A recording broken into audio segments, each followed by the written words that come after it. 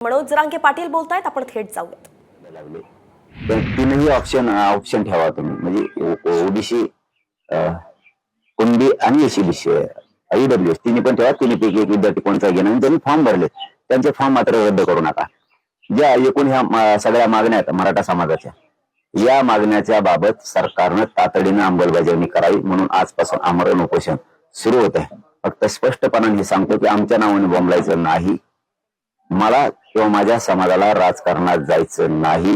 तुम्हाला आणखीन एक संधी आम्ही द्यायलो या उपोषणाच्या माध्यमातून सरकारला. आमच्या मागण्याची अंमलबजावणी तातडीनं सगळ्याची सगळ्या करा. ज्या तुमच्याकडे 9 मागण्या दिलेल्या आहेत, या आताही सांगितल्यात आणि दिलेल्या पण आहेत, त्या सगळ्यांची अंमलबजावणी तातडीनं करा. कुठेही त्याला अडवणूक फडणवीस साहेबांनी करू नका.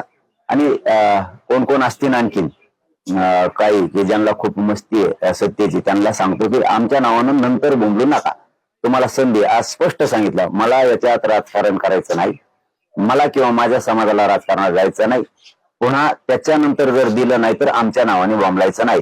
तुम्हाला संधी म्हणून हे उपोषण. तुम्हाला वाटत असेल आम्ही राजकारण करू नये किंवा आमच्यामुळे कोणाला फायदा होऊ नये, तर आमच्या मागण्या मान्य करा. नसता पुढे आमच्या नावाने बोंबलायचं नाही. सगळी शहराच्या अंमलबजावणीसाठी तुम्ही अनेक वेळा ताकीद दिली.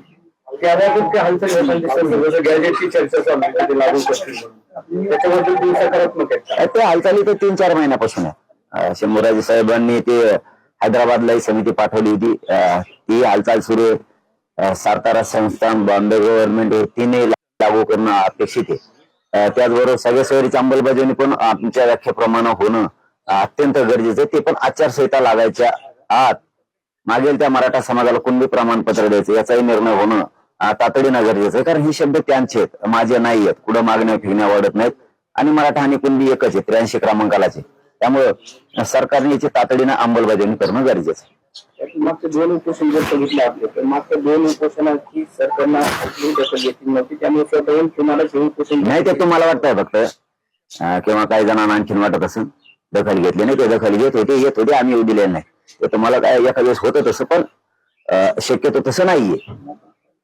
ते बघण्याचा दृष्टिकोन असतो, चष्मा असतो, शेवटी आता ज्याचा त्याचा भाग असतो बघण्याचा, कसं बघितलं पाहिजे, कोणाकडे काय नाही, ते आता बघायची नजर तशी झाली.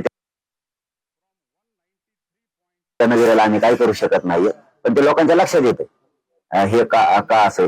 त्यांचं लक्ष होतं, ते येणार पण होतं. आम्ही सांगितलं अंमलबजावणी करावं असले ती, आणि तिकडे यायचं नाही तुमच्यापेक्षा